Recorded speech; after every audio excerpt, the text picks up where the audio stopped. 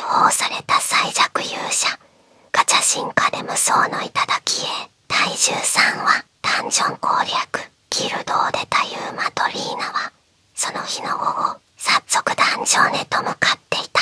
町の北側にそびえる岩山のふもと、ぽっかりと口を開けた洞窟。それが灰切りのほら、初心者から中堅の冒険者までが挑む定番の場所だが、油断すれば命を落とす危険な迷宮としても知られている。入り組んだ構造と不意に現れる魔物たち、それらが幾人もの命を奪ってきた。初めてのダンジョン攻略だな。槍の石突きで地面を軽く叩きながらユーマが静かに言った。緊張してるのかな。リーナがにやりと笑う。腰に短剣、背には立派な弓を背負っている。その軽装に似合わず目は鋭く冴えていた。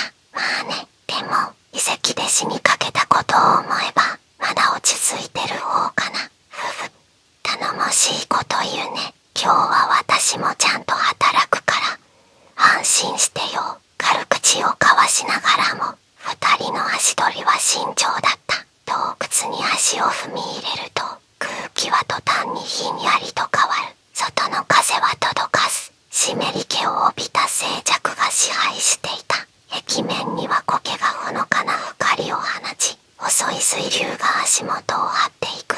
視界は悪くないけど音が響くな。ユーマは周囲を確認し、槍の柄を握り直した。リーナは軽やかに身を沈め、一本の矢を鶴につがえた。鶴がかすかになった。二人の呼吸だけが暗闇に一定のリズムを刻む。以降、ユーマの小さな声を合図に二人は迷宮の奥へと歩を進めた。不意なり声が響く。矢をこするような足音、四つ足の影が3体。暗闇から姿を現した。赤く光る瞳、むき出しの牙、灰切りのほらに住む群れの魔物洞窟狼だ。グルーニャ。リーナの声と同時に最善の一匹が飛びかかる。させるか。ユーマは半身に構え槍を突き出した。鋭い穂先が狼の喉を正確に貫き、勢いを殺す。そのまま槍を返し、横なぎに一閃、狼の体が壁に叩くつけられた。2吹き目の牙が迫るが、その前に矢が走った。リーナの放った矢が狼の目を射抜き、普通の方向が響く。ナイス。ふふん。もっと褒めてもいいけど、最後の一時は怯えたように下がったが、ユーマがすかさず距離を詰め、槍の柄で顎を跳ね上げた。体勢を崩した狼の胸を一突く沈黙。3体。片付いたな。息ぴったりだったね。リーナは弓を背に戻し、笑顔を見せる。ユーマも小さく息を吐いた。遺跡での死闘を思えば、呼吸は乱れていない。戦える。今の自分は確実に強くなっている。実感が胸に広がる。これまでの経験も生きているのだろう。それでも慢心は許されない。進化の力に頼らず、自分の力だけでどこまでやれるか。それが今回の課題だった。通路を進むほどに魔物との遭遇は増えていく。壁から飛び出す岩と影、天井から群れで襲いかかる巨大なコウモリ。ユーマは槍で次々に突き落とし、リーナは矢を正確に射抜いた。その一連の動きはまるで舞うように優雅だった。ユーマは一瞬、その鮮やかな姿に一瞬見とれてしまった。何ぼーっとしてるのを、矢が外れたらどうするにゃ。リーナが振り返り、頬を軽く膨らませて睨む。いや、ただ手際がすごいなって。そう、そんなの当然だよ。弓は私の18番なんだから。リーナは顔をあからめ、さっと前を向き直した。矢筒の中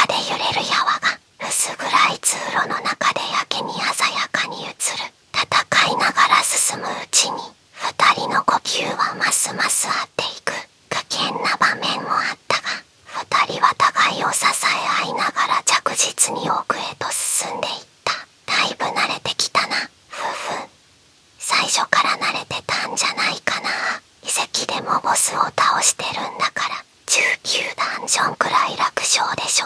まああの時は半分運だったけどな。いや謙遜してるところが逆に怪しいから視線を交わしながらも二人の動きは軽快だった。足取りは弾み、次々と魔物を退けていく。やがて通路が広がり、天井の高い空間に出た。無数の石柱が立ち並び、苔の光が天井を照らす。水面に反射するその輝きはまるで別世界のようだった。わあ綺麗。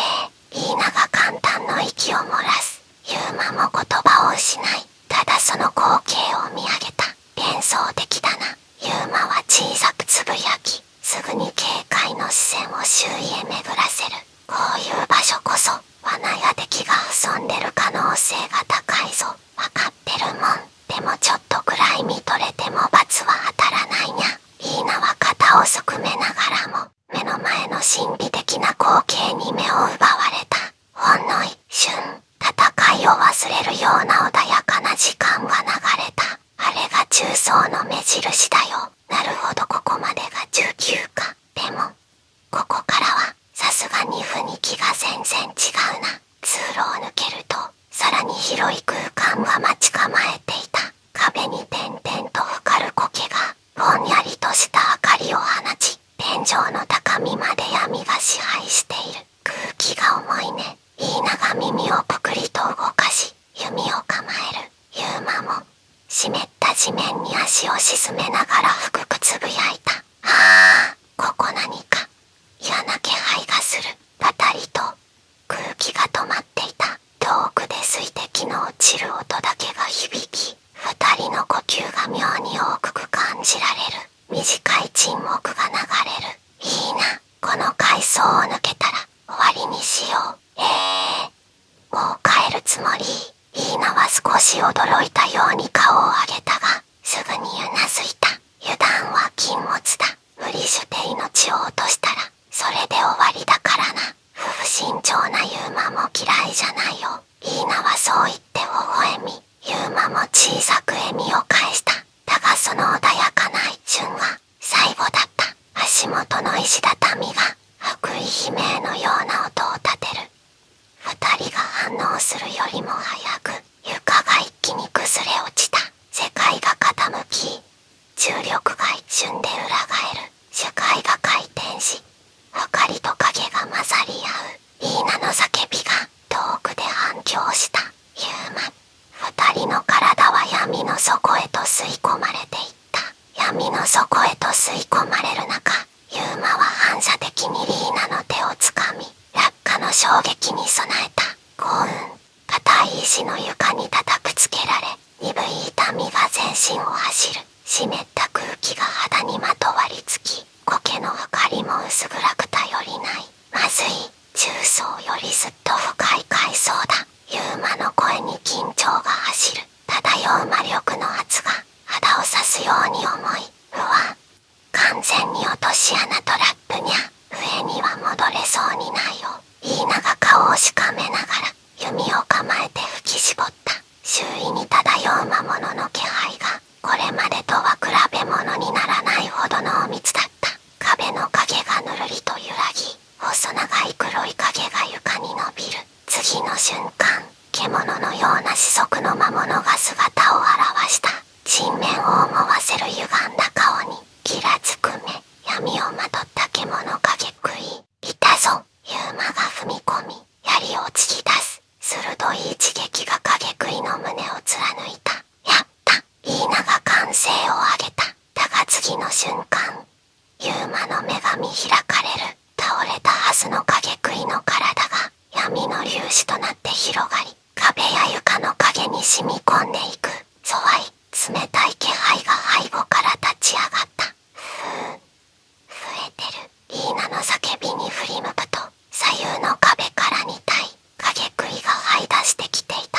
1体が死ぬと2体に分かれるのか。ユーマは舌打ちする。すかさずリーナが矢をつがえ、太り追い抜く。矢は正確に目を貫き、影食いは崩れ落ちた。だがその死骸からまたしても2つの影が溢れ出し、さらに2体が姿をなす。キリがないよ。広間の空気が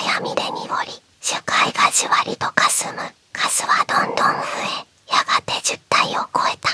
歪んだ笑い声が小からこだまし、心臓をわしづかみにするような圧迫感が迫る。いいな。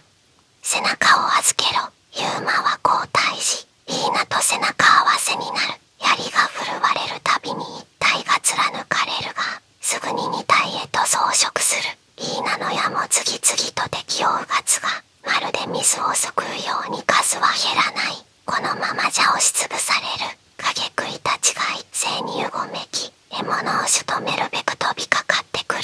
ユーマは槍をなぎ払い、イーナは鶴を吹き絞る。だが、どれだけ倒しても数が減らない。後ろ壁の隙間を埋め尽くすように膨れ上がっていく。背後に退路はない。ユーマは二体を突き払いながら踏みとどまるが、次の瞬間、脇腹に冷たい衝撃を受け、石壁に叩くつけられた。肺の中の空気が一気に抜け、視界が揺れる。続く。次回。第14話、鏡の中の試練。